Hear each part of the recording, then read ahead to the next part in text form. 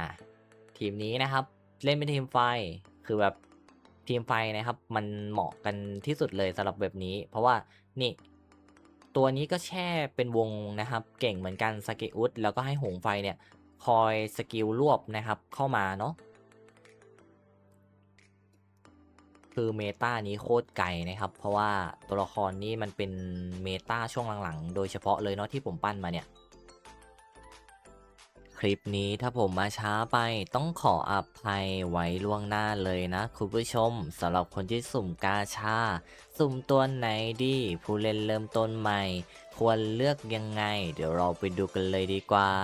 และสำหรับคุณผู้ชมที่กำลังมองหาร้านรับเติมเกมราคาถูกปลอดภัยไม่รีฟันเปิดบริการตลอด 24 ชั่วโมงเติมถูกเติมไวผมขอแนะนำร้านจอนชาวไร่เลยนะครับ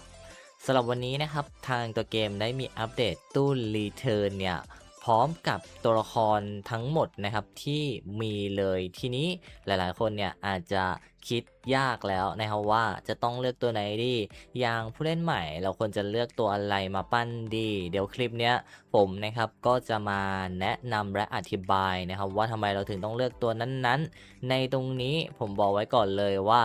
ถ้าผมมาสายจนเกินไปเนี่ยผมต้องขออภัยจริงๆอย่างน้อยๆก็วันหนึ่งแล้วที่ผมมาสายแต่ก็ยังไม่ได้ไปไกลเกินไปใช่ไหมดังนั้นเนี่ยคุณผู้ชมก็สามารถที่จะกลับตัวกลับใจได้ทันละมั้งไม่รู้เหมือนกันนะในตรงนี้นะครับเราเนี่ยจะแนะนำแบบเป็นตัวไปเลยเพราะว่าอย่างผู้เล่นมือใหม่เราควรจะเลือกตัวไหนอย่างผู้เล่นคนเก่าๆที่จะย้อนไปทำดาวเนี่ยเราควรจะเลือกทำดาวยังไงไปกันที่ตัวของผู้เล่นใหม่ก่อนดีกว่าหลายๆคนเนี่ยก็คงกังวลว่าพี่ถ้าผมเป็นผู้เล่นใหม่แล้วผมเจอตู้คือแบบบางคนเจอตู้แบบไหนผมยังไม่รู้เลยว่ามันมีตัวอะไรบ้างถ้าคุณผู้ชมพิมพ์ตัวออกมาผมจะได้แนะนำว่าน่ะของคุณผู้ชมมันมีตัวนี้ตัวนี้ตัวนี้แล้วผมรู้เนี่ยผมก็จะแนะนำไปนะครับอย่างที่ตัวคุณผู้ชมถามกันมาค่อนข้างบ่อยเนี่ยมันมีตัวอะไรบ้างผมไม่รู้จริงๆนะมันจะมีเกนบุไหมนะครับมันจะมีชิงหลงไหมมันจะมีหงไฟไหมหรือว่ามันยังคงเป็นก่อนหน้านี้ว่ามีตัวหงไฟกับตัวของอีฟริตให้เลือกอีฟริตนี่ตัดทิ้งออกไปได้เลยถ้าเราจะเลือกปั้นดาเมจสักตัวหนึ่งมีให้เลือกระหว่างอีฟริตกับหงไฟเนี่ยผมแนะนำว่าให้เล่นหงไฟไปได้ยาวกว่านะอีฟริตตกกระป๋องไปแล้วนะเมตาปัจจุบันดาเมจนี่คือไม่ว่าจะปั้นยังไงเนี่ยก็ไปไม่รอดจริงๆสำหรับตัวละครนี้ใช่ปะ และก็ในส่วนของตัวผู้เล่นใหม่เนี่ยถ้ามันมีตู้รีเทิร์นเนี่ยแบบนี้เลยนะครับเราไม่ได้ย้อนกลับทำดาวอะไรแบบเนี้ยแต่ว่าเราเป็นผู้เล่นใหม่เลยแต่ว่าเราสามารถที่จะเลือกได้1ตัวละครเลยในตู้เนี้ยเราควรเลือกตัวไหนดีครับพี่เบื้องต้นสำหรับมือใหม่นะ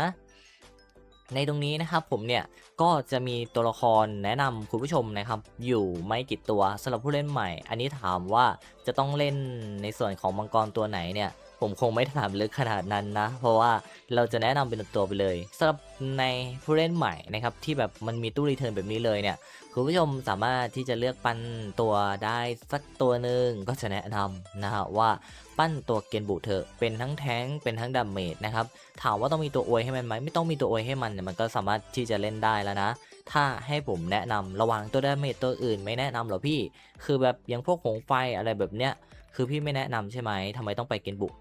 บุคือมันสามารถปั้น1ดาวแดงแล้วเอามาลงเล่นได้เลยแล้วมันมีดาเมจด้วยดังนั้นถ้าเราปั้นมายังไงเราก็รู้แล้วแหละว่ามันเป็นตัวที่เราเนี่ยสามารถใช้ได้ยาวๆจะปั้นจนลุ้งเลยก็ได้นะครับแล้วก็ทำทีมอวยให้เล่นเล่นทีมฟ้าให้มันเป็นดาเมจหลักไปด้วยพร้อมกับตัวแท้งตัวยืนได้หรือจะเป็นในส่วนของทีมแสง ในเบื้องต้นเราก็สามารถเอาไปลงเล่นได้นะครับเป็นทั้งแท้งเป็นทั้งดาเมจได้นั่นเองแต่อย่างที่บอกไปว่าตัวเดียวนะครับไม่มีทางที่จะเป็นตัวดาเมจปิดได้พอเพราะว่าถ้าพลัง50ล้านขึ้นไปเนี่ยสำหรับตัวเกนบุเลยของเซิร์ฟเวอร์นอกเนี่ยมันเป็นตัวแท้งแบบเต็มตัวมีดาเมจเสริมแบบนิดนะครับไม่สามารถที่จะสู้เนี่ยกับตัวดาเมจจริงๆโดยแท้ได้นะครับดังนั้นในตรงนี้เราเห็นประสิทธิภาพว่าเกนบุเนี่ยมันแรงนะช่วงต้นจริงๆแล้วเนี่ยมันก็ได้ช่วงต้นนะครับในความแรงที่มันเป็นของสดใหม่อยู่แต่ว่าพอไปนานๆเนี่ย มันก็ไม่สามารถที่จะทำล่มแบบดาเมจแรงหวือได้ขนาดนั้นแล้วเพราะว่าเซิร์ฟเวอร์นอกเองเนี่ยในการ PVP ทีมืดอะไรแบบเนี้ยคือเกนบุนี่เอาไม่อยู่แล้วนะครับเพราะว่าตัวละครใหม่ๆที่เป็น EX อ่ะมันสามารถต้านทานเกนบุได้ค่อนข้างเยอะนะสำหรับเซิร์ฟเวอร์นอกเนาะดังนั้นในตรงนี้ก็ถือว่าเราสามารถปั้นออกมาใช้ได้ยาวๆนะครับเพราะว่าของเราเนี่ยตัว EX กว่าจะเข้าแต่ละตัวมันก็คงจะใช้เวลานานต่อ1ตัวเราก็เลยจะแนะนำให้คุณผู้ชมถ้าเป็นผู้เล่นใหม่แล้วมีเนี่ยเลือกปั้นเกนบุไปเลยจบๆนะครับลองปั้นมาแล้วลองเอามาลงปั้นทีมอวยเล่นดูทีมแสงทีมน้ำเนี่ยมันจะเจ๋งแค่ไหนหลังจากเกนบุจบแล้วเราจะต้องเลือกตัวดาเมจสักตัวหนึ่งเราจะเลือกตัวอะไรดีครับพี่คือถ้าสำหรับในส่วนของตัวดาเมจเนี่ยมันก็จะมีตัวดาเมจอยู่ไม่กี่ตัวนะครับที่ผมจะแนะนำแต่ที่มันต้องปั้นเป็นทีมใช่ไหมดังนั้นเนี่ยเราก็เลยจะต้องดูว่าตู้ณปัจจุบันมันมีตัวอะไรดีมั่งแล้วก็สำหรับตัวดาเมจนะครับถ้าให้เราเลือกปั้นได้ตัวหนึ่งจริงๆเนี่ยเราควรจะเลือกปั้นตัวไหนดีสำหรับผู้เล่นใหม่นะครับในตรงนี้เนี่ยผมก็จะแนะนำเลยว่าในตัวดาเมจจริงๆถ้าเรามองไกลแล้วมันมีครบทุกตัวแล้วตัวไหนใช้ได้ยาวๆที่สุดเนี่ยผมมองว่ามันก็จะมีในส่วนของตัวน้องน้องมันยังไม่เข้าตู้นี่หว่าผมลืมเลยก็คือในส่วนของตัวใหม่นี่แหละนะครับก็คือตัวมิฟเมียสำหรับตัวนี้เนี่ยคือแบบเก่งจริงนะครับ PVP ได้ PVE ก็รอดนะครับคือที่ผมอยากให้มองเลยผมไม่อยากให้มองแค่จุดเดียวนะครับอยากให้มองว่ามันเล่นได้ทั้ง2องอย่างไม่ใช่เล่น PVE เก่งนะครับแต่ PVP ไม่รอดเนี่ยก็ไม่แนะนำมันเล่นได้ไม่ค่อนข้างหลากหลายอย่างตัวละครที่ผมจะแนะนำคุณผู้ชมเนี่ยแล้วคุณผู้ชมก็พยายามถามเพราะอาจจะไปดูคลิปเก่าที่มันยังไม่ได้มีตัวใหม่ๆอย่างเช่นในคลิปล่าสุดเลยคุณผู้ชมถามกันเยอะมากว่าพี่ระหว่างตัวของจริงเนี่ยกับตัวของชิงหลงนะครับปั้นตัวไหนดีตอนนี้นะครับในส่วนของตัวจริงเนี่ยจะบอกคุณผู้ชมเลยว่ามันเป็นตัวสำหรับการ PVE เนี่ยโดยเฉพาะและถ้าจะไปเล่น PVP เนี่ยมันเล่นไม่ได้นะครับมันสู้ไม่ได้หมายความว่าตัวมันไม่ครบครันนะมัน PVE รอดแต่ว่ามัน PVP ไม่รอดก็คือตีกับคนเนี่ยไม่รอดเจาะโล่ไม่ได้ถึงแม้จะรออาวุธลับมัน PVE เนี่ยมันก็เก่งขึ้นนะฮะแต่ว่า PVP ก็ยังคงเหมือนเดิมมันก็ยังคงเล่น PVP เนี่ยไม่ได้เหมือนเดิมดังนั้นถือว่าตัวครบครันไหมไม่ครบครันนะครับเราจะเลือกปั้นเหมือนช่วงแรกๆไหมไอตอนนั้นมันเก่งเพราะมันยังไม่ได้มีตัวใหม่ๆดังนั้นตอนนี้เนี่ยมันเก่งเป็นบางโหมดนะครับก็เลยจะไม่แนะนำให้ปั้นแล้วนะฮะสำหรับตัวนี้จริงๆเนี่ยถ้าเราไม่ได้เล่นทีมกระดูกข้ามน้องได้ข้ามไปเลยนะครับเพราะว่าตัวละครมัน PVE ได้อย่างเดียวนะครับ PVP ไม่ได้ไม่คุ้มต่อมานะครับกาเบรียลเนี่ยก็ตัดออกไปได้เลยนะครับบอกเลยว่าไม่จำเป็นแล้วในช่วงหลังๆมาอันนี้พูดแบบไม่ถนอมน้ำใจเลยเนาะคุณผู้ชมมันต้องพูดแบบโดยตรงเดี๋ยวคุณผู้ชมก็ว่ามันเก่งอะไรแบบเนี้ยผมพูดไปแบบไม่เข้าลึกบอกว่ามันมันพอใช้ได้อะไรเงี้ยเดี๋ยวคุณผู้ชมคิดว่ามันใช้ได้แล้วก็ไปสุ่มไปเล่นกันแล้วก็เล่นไม่ได้สมดั่งใจเนี่ยมันก็ผิดที่ผมนี่แหละนะครับมันต้องพูดให้ชัดๆไปเลยเนาะ ดังนั้นก็จะเป็นประมาณนี้เลยไม่ต้องเลือกทีมมันไม่ได้มีตัวดาเมจเยอะนะครับไม่ได้มีตัวแทงที่ดีว้าวแบบเล่นเพียวๆได้เยอะอย่างตัวปอมเปนี่ก็จะเหมือนกันเลยนะครับว่าตัวละครแม่งโคตรเก่งเท่าไปเล่นกับทีมมืดทีมน้ำแต่มันจะต้องมีอาวุธลับนะครับที่มันเป็นเฉพาะปอมเปด้วยและทีนี้ถ้าจะปั้นตัวเริ่มต้นสำหรับผู้เล่นใหม่เนี่ยไม่คุ้มนะครับไม่มีความคุ้มเลยเพราะว่า หนึ่งเลยคือมันใช้เวลาค่อนข้างนานแล้วก็กินทรัพยากรแบบมากๆทีนี้ปั้นมามันไม่แบกได้นะมันยืนคำได้แต่มันไม่มีดาเมจมันแบกไม่ได้แบบตรงๆเนาะดังนั้นถ้ามือใหม่ไม่ต้องนะครับข้ามไปก่อนนะคุณผู้ชมเอาตัวที่บอกไปแล้วแหละเกนบุนะครับหรือว่าจะเป็นตัวมิเมียอะไรแบบเนี้ยนะฮะแต่ว่ามิเมียไม่น่าได้ไหมไม่รู้ว่าคุณผู้ชมจะมีหรือเปล่าถ้ามีก็เลือกมิเมียไปเลยนะ ก็เกนบุมิเมียเอามาเล่นทีมน้ำได้นะครับสำหรับผู้เล่นใหม่ทีมอื่นค่อยกระจายไปเล่นที่หลังก็ได้และต่อมานะครับสำหรับตัวของชิงหลงและก็ตัวของวิเวียนเนี่ยเราควรจะปั้นไม้สำหรับมือใหม่ไอ้ตรงนี้เนี่ยคือคุณผู้ชมอาจจะฟังแล้วคุณผู้ชมอาจจะคิดแล้วพี่แนะนำมาเกนบุนะครับมิเมียชิงหลงวิเวียนโอ้พี่เพชรจะหาจากที่ไหน แน่นอนนะครับว่ามันหากันเนี่ยได้ค่อนข้างยากตู้มันถล่มมาขนาดนี้ดังนั้นเราเลยจะแนะนำขั้นตอนการทำดาวนะครับสำหรับตัวของมังกรครามเนี่ยเอาไปดีนะครับเพราะว่าหนึ่งเลยตอนเนี้ยต่อให้มันไม่มีอาวุธลับหรือเราหาอาวุธลับใส่ไม่ได้อย่างน้อยๆมันก็ทำให้ทีมเรานั้นถึกขึ้นเป็นกองนะครับมันจะเห็นความแตกต่างระหว่างการใส่ชิงหลงเนี่ยกับไม่ใส่ดังนั้นแทบจะทุกทีมเวลาเขาจะ PVP กันเขาจะต้องใส่ชิงหลงไปนะครับไม่งั้นทีมแตกแน่นอนเริ่มต้นมาไม่มีเกาะอะไรแบบนี้นี่เองก็เลยจะเป็นตัวที่นิยมนะฮะและยังคงใช้ได้ทั้ง PVE และ PVP เก่งทั้ง2โหมดเลยในตัวของมันนะครับเราควรจะทำกี่ดาวดีแบบขั้นต่ำสำหรับตัวชิงหลงต้อง1ดาวแดงเท่านั้นนะครับถึงจะถือว่าเป็นขั้นต่ำที่เราจะต้องทำถ้าอยากให้มันเก่งจริงๆทำลุ้งไปเลยไม่ต้องเสียหายนะครับหรือไม่มีความเสียหายแน่นอนตัวนี้แนะนำแต่ถ้าเพชรน้อยๆหรืองบน้อยๆเนี่ยแนะนำว่าให้ทำเนี่ยแค่1แดงก่อนนะครับแล้วก็ไปเก็บตัวของวิเวียนเนี่ยเป็นตัวซับนะครับที่ดีมากๆไม่ได้เก่งในเรื่องซับเลือดหรืออะไรแบบนี้แต่น้องเก่งในเรื่องการบูสต์ดาเมจนะครับให้กับตัวดาเมจเอาไปขี่หัวให้กับตัวดาเมจเนี่ยแล้วตัวดาเมจเราจะทำดาเมจได้แรงยิ่งขึ้นสำหรับตัวละครนี้กี่ดาวดีครับพี่เพชรน้อยเหมือนเดิมนะครับอย่างน้อยๆเนี่ยปลดให้มันได้สัก1ดาวม่วงนะครับถ้าไหวๆหน่อยก็3ดาวม่วงไปแล้วถ้าไหวๆหน่อยก็ไปอยู่ที่1ดาวแดงคือตรงนี้ไม่ไหวก็1ดาวม่วงไปเอามาขี่ได้แล้วนะครับไม่จำเป็นต้อง1ดาวแดงนะไม่ได้มีบังคับถึงขนาดนั้นแต่ว่าถ้าถามว่าทำได้ก็ทำไปเลยนะครับมันก็คุ้มค่าใช้ยาวๆเหมือนกันนั่นเองเนาะคุณผู้ชมดังนั้นเนี่ยก็จะเป็นประมาณนี้เลยสำหรับผู้เล่นใหม่นะครับถ้ามันมีตู้เหมือนกันเนี่ยสิ่งที่ผมจะแนะนำหรือตัวที่ผมจะแนะนำเลยก็จะมี1เกนบุนะครับปั้นเลยสัก1ดาวแดงนะครับสามารถเอามาลงเล่นได้คือมันอาจจะเป็นตัวดาเมจหลักของเราเลยก็ได้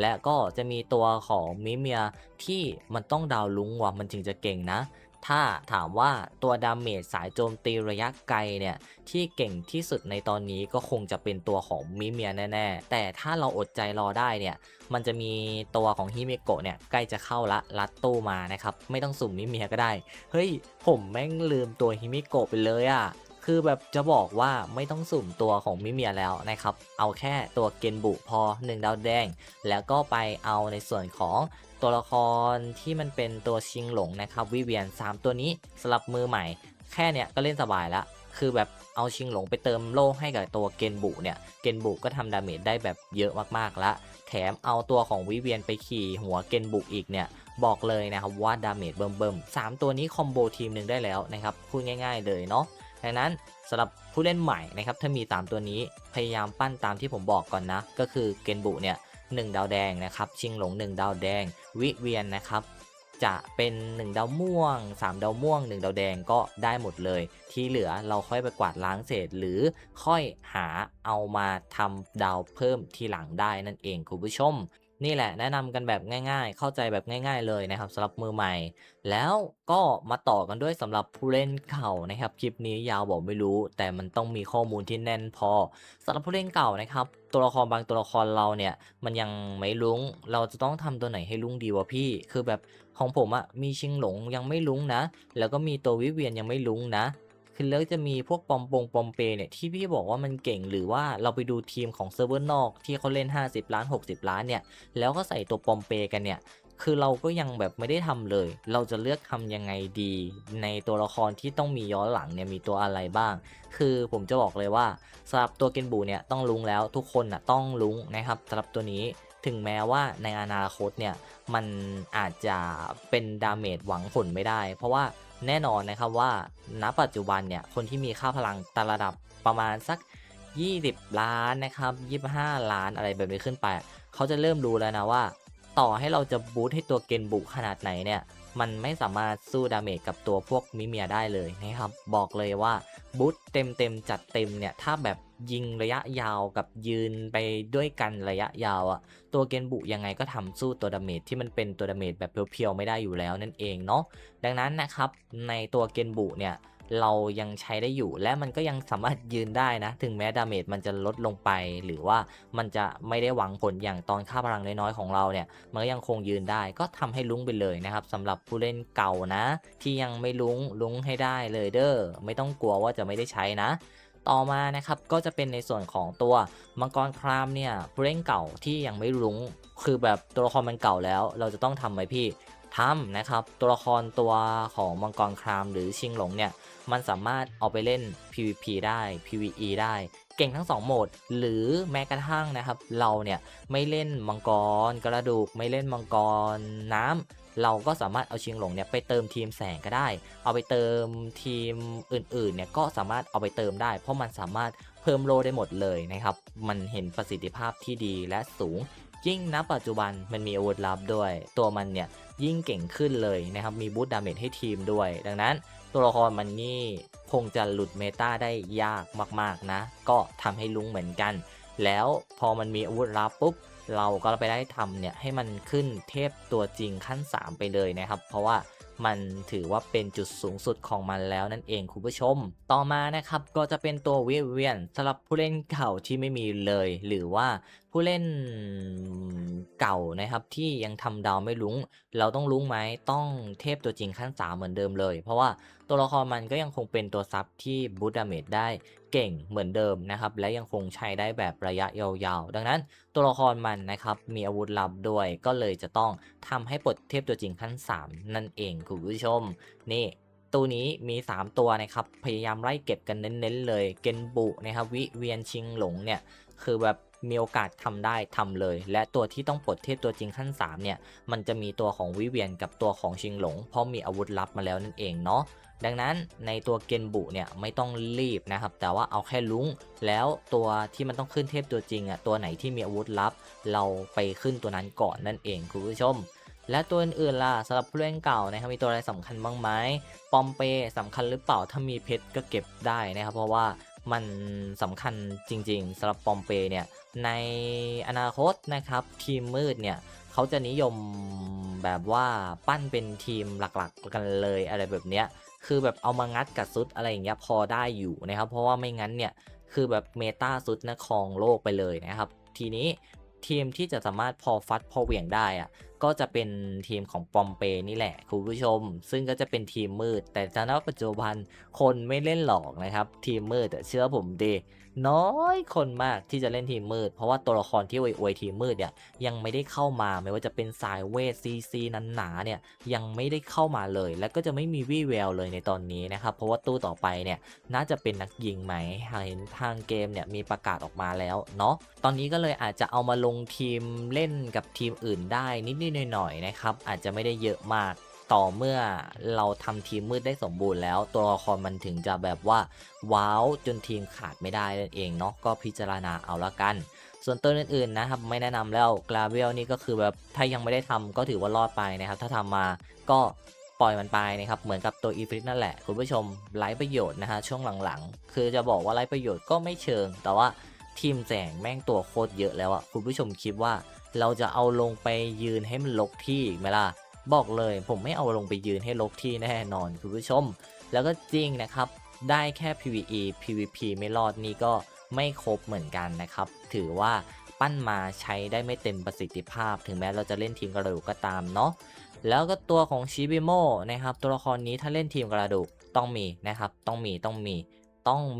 ลุงด้วยคือแบบเป็นซับระดับสูงสุดเลยของทีมกระดูกนั่นเองคุณผู้ชมและต่อมานะครับก็จะเป็นตัวทารอสเนี่ยสำหรับผู้เล่นเก่าคือแบบว่าปั้นดีไหมพี่คือทารอสอะเอาจริงๆปะช่วงหลังๆมาถ้ายิ่งมีตัวซุดเข้ามานะตัวทารอสเนี่ยจะขาดไม่ได้เลยเพราะว่าตัวละครของซุดสามารถลงมาปุ๊บปล่อยสกิลระเบิดตุ้มได้เลยนะครับแล้วก็ทำให้ฝั่งตรงข้ามเนี่ยติด CC นะครับแล้วก็ติดในส่วนของดาเมจเนี่ยที่มันแรงมากๆระเบิดแบบแรงเลยตั้งแต่ต้นใช่ปะทีนี้มันทำให้ทีมเขาอะเหมือนขาดจังหวะโดนไฟช็อตอะทำให้เขาต่อคอมโบไม่ได้ตั้งแต่ต้นเลยนะเว้ยดังนั้นตัวเนี้ยคือแบบถ้าทีมแสงเจอด้วยกันแล้วฝั่งเราไม่มีตัวทารอสอะฝั่งเขานะครับมีทารอสเขาปล่อยสกิลก่อนเลยซุดเนี่ยท ทำตัวซุดฝั่งเราเนี่ยไปต่อไม่เป็นนะอันนี้ผมจะบอกไว้ก่อนเลยคุณผู้ชมดังนั้นมันก็จะเห็นผลในเรื่องซับนี่แหละผมยังคงใช้อยู่นะเพราะว่ามันเร่งสกิลแบบเถื่อนเกินเนาะน้องตัวนี้แล้วก็หงไฟนะครับสามารถที่จะเอามาเล่นได้นะเพราะว่าถ้าถามจริงๆในอนาคตเนี่ยไม่ว่าจะเป็นทีมไฟก็เอาหงไฟมาเล่นได้และหงไฟเนี่ยมันสามารถเอาไปเล่นทีมที่มันเป็นทีมมืดได้เพราะว่าในเมตามืดพอตัวละครมันเริ่มถมเข้ามาเนี่ยตัวหงไฟสามารถลงไปเติมนะครับได้เหมือนกันคือแบบโหดมากสำหรับตัวนี้เนาะคือแบบเอาไปลงทีมมืดอะโหดเลยดังนั้นก็พิจารณาเอาละกันเนาะ ดีซ่านะครับเก็บดีไหมนะครับเก็บดีเหมือนกันนะครับโอ้มีแต่ตัวดีๆอ่ะแล้วเพชรเรามันจะเหลือหรอคุณผู้ชมไม่นะก็คือแบบตัวละครมันนะครับจะเป็นตัวที่โคโคตรเก่งเลยเพราะว่าหนึ่งเลยเนี่ยมันมีการป้องกันดาเมจกายภาพค่อนข้างสูงแล้วก็สามารถเอาเล่นได้เนี่ยทั้งทีมแสงและทีมมืดนี่แหละนะครับดีแบบนี้เลยแค่นั้นเลยแล้วก็ตัวของสเกอุดนะครับดีเหมือนกันถ้าคุณเล่นทีมไฟนะ สำหรับทีมน้ำเล่นได้ไหมเล่นได้แต่ว่าเหมาะสมที่สุดคือทีมไฟเน้นผสมปฏิกิริยาธาตุกันนั่นเองเนาะดังนั้นก็จะเป็นแบบนี้เลยเนี่ยแหละนะครับคือตัวที่ผมจะแนะนำคุณผู้ชมเลยเนี่ยมันก็จะเป็นประมาณนี้เลยนี่เองนะครับสำหรับผู้เล่นใหม่ผู้เล่นเก่าเนี่ยหวังว่าคลิปนี้คงจะมีประโยชน์ให้คุณผู้ชมนั้นตัดสินใจได้ง่ายๆไม่มากก็น้อยแล้วกันเนาะเดี๋ยวลองไปดูทีมเมตาณปัจจุบันกันดีกว่านะคุณผู้ชม ไม่ได้อ่ะคือทีมนี้นะครับต้องเอาตัวนี้ออกไม่นะจะให้มันขี่หัวเห็นประสิทธิภาพของตัวน้องนะครับว่ามันเป็นยังไงเนาะคุณผู้ชมนี่นะครับเน้นขี่หัวไปเลยจริงๆไม่ต้องขี่หัวเราเอามาปลดได้เลยเพราะเรามีอาวุธลับแล้วนะแต่ไม่เป็นไรนะครับเพื่อประสิทธิภาพสูงสุดเนาะคุณผู้ชมคือแบบจะอวยเกนบุไงให้เห็นไปนะในทีมไฟผมต้องใส่ตัวอะไรอะ ไม่มีตัวอะไรน่าใส่เลยนะครับเดี๋ยวเอาปอนเปเนี่ยมายืนค้ำเอาละกันเนาะเราลองดูนะจึ๊บโอ้ไม่ได้นะครับต้องแบบนี้ไม่ได้อีกอ่ะมันมีตัวฮาเดสด้วยหวังว่าจะไหวแล้วกันเนาะอ่ะไปนะครับขี่เกนบุกไปแล้วเดี๋ยวรอให้มันบัฟกันเลยคือเดี๋ยวดูล่มน้ำไปอยู่ข้างหลังบ่อยเนาะเพราะว่ามีตัวของวิเวียนเนี่ยคอยบัฟโล่เห็นปะ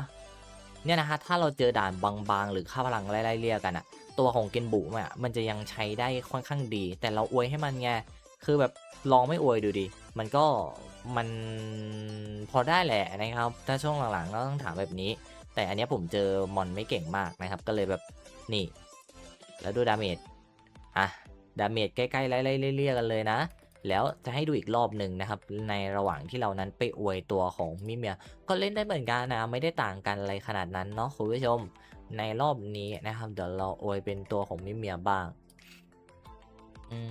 มโอเคนะฮะนี่ประมาณนี้เลย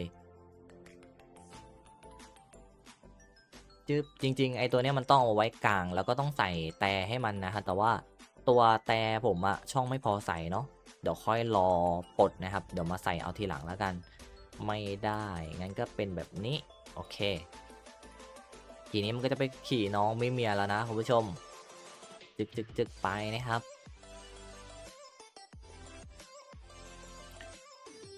กลางลมไปจึก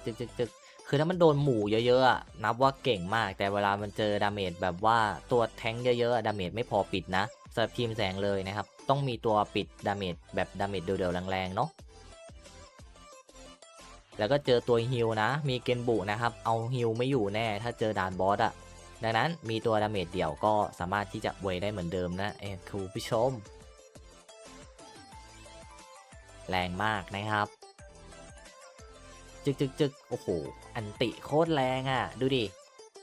อ่ะอันเนี้ยเราอวยเป็นมิเมียคือมันอวยได้หมดนะฮะเห็นไหมถ้าเราไปอวยมิเมียดาเมจแม่งก็แรงเหมือนกันนะครับไม่ต่างบอกเลยว่ายิ่งค่าพลังระดับต่างๆกันมากๆเนี่ยขาดตัวไม่ได้นะครับขาดตัวไม่ได้เลยโดยดาเมจเดียวๆปิดๆแบบแรงๆเนาะอ่ะ ทีมนี้นะครับเล่นเป็นทีมไฟคือแบบทีมไฟนะครับมันเหมาะกันที่สุดเลยสำหรับแบบนี้เพราะว่านี่ตัวนี้ก็แช่เป็นวงนะครับเก่งเหมือนกันสเกอุดแล้วก็ให้หงไฟเนี่ยคอยสกิลรวบนะครับเข้ามาเนาะ คือเมตานี้โคตรไกลนะครับเพราะว่าตัวละครนี้มันเป็นเมตาช่วงหลังๆโดยเฉพาะเลยเนาะที่ผมปั้นมาเนี่ยไม่ต้องกลัวดาเมจไม่พอปิดนะเพราะว่าซาเกอุสเนี่ยมีดาเมจเดี่ยวเหมือนกันนะครับดาเมจอันติก็แรงเหมือนกันแล้วหงไฟเนี่ยก็ดาเมจแรงเหมือนกันอย่างที่บอกแหละว่าช่วงหลังๆอ่ะยิ่งแรงนะครับยิ่งเอาไปคอมโบกับตัววิเวียนด้วยยิ่งเล่นได้นะครับสำหรับทีมไฟเนาะหลังๆมีเล่นให้เห็นนะคุณผู้ชม